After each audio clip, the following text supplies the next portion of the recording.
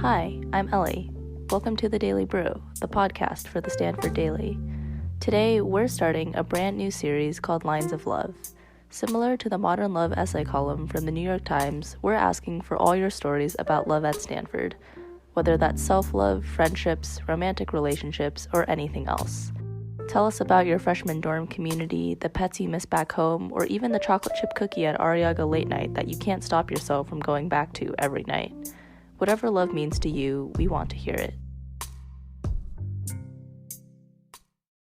In this episode, I'll be reading an essay from Jackie O'Neill. It's called Save the Date, Party for One, and it's about finding herself after years of being committed to others. The third weekend of my sophomore year, walking home with friends entirely too new for the disclosure that surfaced to be appropriate, I made a bold declaration. I'm marrying the next guy I date. It was a bizarre proclamation from a 19-year-old, but I made it in earnest. I was not a prude. I was not particularly eager to rush down the aisle. I was forced to such extreme measures not by heartbreak, but by something of a jaded resignation. See, my love life was exceptionally front-loaded. My first long-term relationship lasted from the 5th through the 7th grade. Between my elementary school and high school graduation ceremonies, I spent fewer weeks uncommitted than I could count on two hands. I gave my heart away with ease, with far too much ease in some cases, and endured enough romantic euphoria and trauma to last a lifetime before stepping foot on my college campus. In short, I was a serial monogamist. I had never been anything else.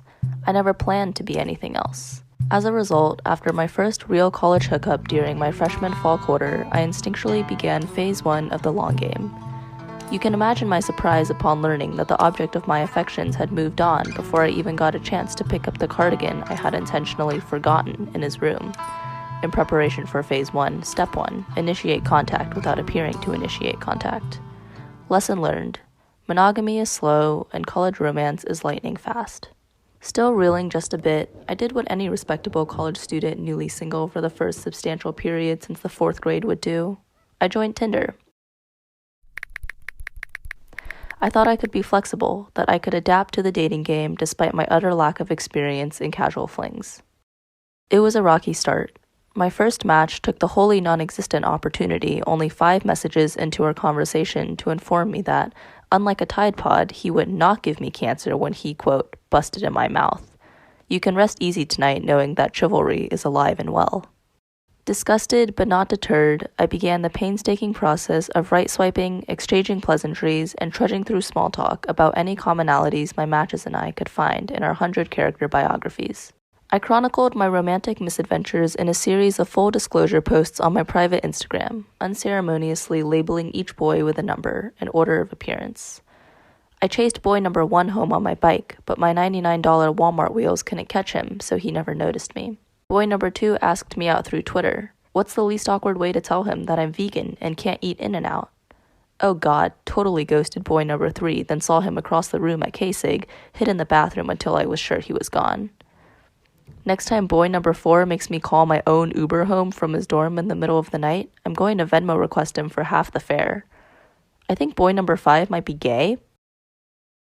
The carefree nature of my digital diary entries glossed over the truth. I was exhausted.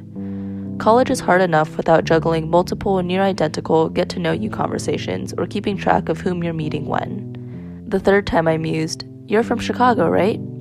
During a date with an individual decidedly not from Chicago, turns out only boy number 2 hailed from the Windy City, I accepted that I simply don't have the brain capacity to date multiple people at once. Dating in college, where everyone is stretched in 7 directions at once and plans are almost never kept, is like Chipotle, marginally customizable but dependably fast casual.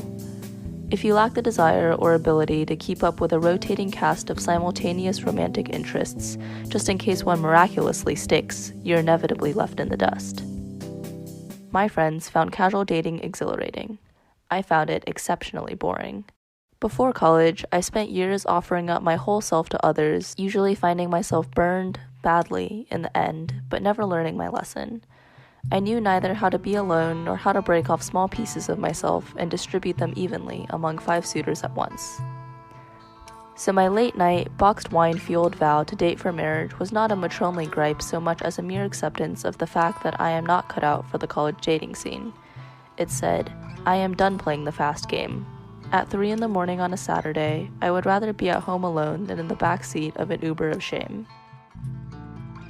The truth is that the reason I was able to make such a resolute assertion is that I expected a love for the ages to fall into my lap anyhow. When it comes to romance, things, as a rule, have a way of working out for me. That's not to say that I haven't spent my fair share of nights crying into a bowl of cereal in front of Love Actually, or scream-sobbing into a voicemail box for what I promise will really, truly be the last time. But if my coffee-stained affirmation journal is right about one thing, it is this. Love flows easily to me. Or flowed. Not so in college, where genuine connections are hard to make and nearly impossible to sustain. You will be far less shocked than I was that, having sworn off any attempts to take initiative in my love life, I was confronted for the first time by prolonged singleness. The serial monogamist who arrived on campus in the fall was soon faced with two choices. Learn to love the hookup culture or learn to love yourself. I chose the latter.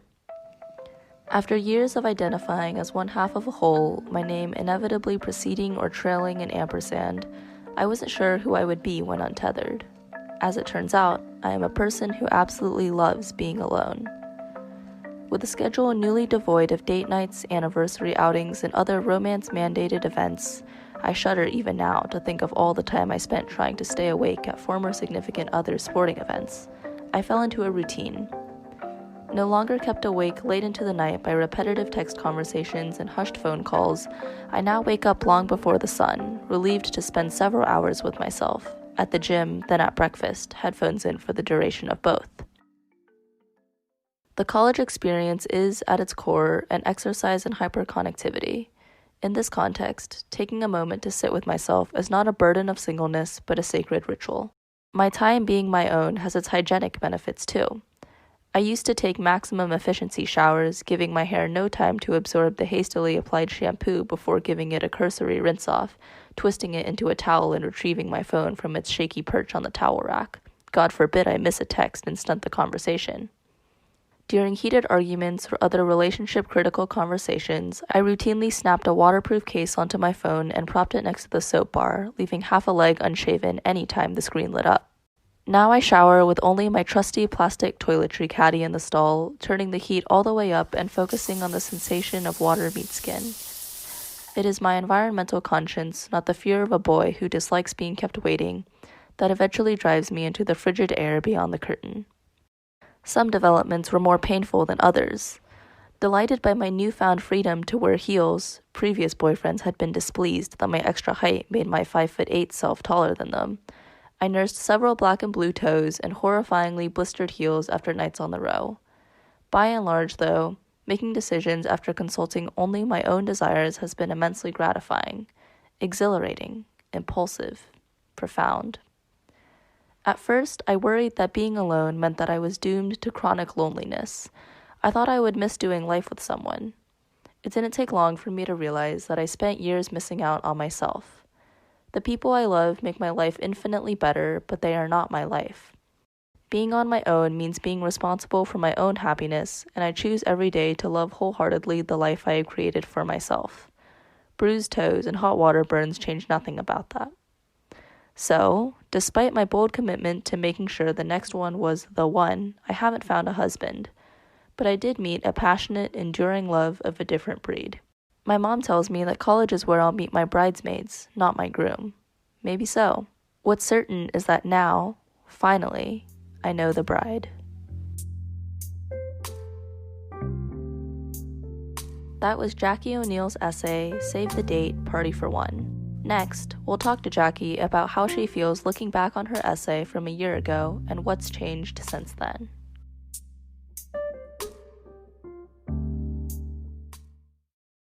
What's omitted from the article, and I think in part intentionally and in part because this has sort of been a development since then, has been this reverberation from one extreme to another and then a regression to the mean of sorts. So, I mean, I found myself, for the first time in 7 or 8 years, definitely for the first time in my adult life, only beholden, I guess, for lack of a better word, to my own expectations for myself. And so I speak in the article about all of these new rituals of singleness. And I did end up developing sort of a very rigid, inflexible reliance on those rituals, the 5 a.m. wake ups and this whole like gym, exercise, breakfast plan routine. And I think the real breakthrough that sort of happened after this article was written was coming to the understanding that, just because I don't have to accommodate other people's lives anymore, that doesn't mean that I have to like set up all of these hoops for myself to jump through. Since I wrote the article, I've really learned to sort of give myself grace and flexibility. And that's something that is like made my life better. It also changes, I guess, how I approach love nowadays. Although Jackie didn't go into detail about how her relationships have changed since writing the essay, her newfound independence has helped her find more meaningful sources of love. So there have been some developments for sure. But I think, there's no longer any sense of urgency. So there's no impetus really for me to wrench something into working condition just like for the sake of it. I trust myself to be alone now, and I have no reason any longer to cling to situations that are unhealthy or unfulfilling. So that's been a big change. But yeah, there have been some developments since the article was written.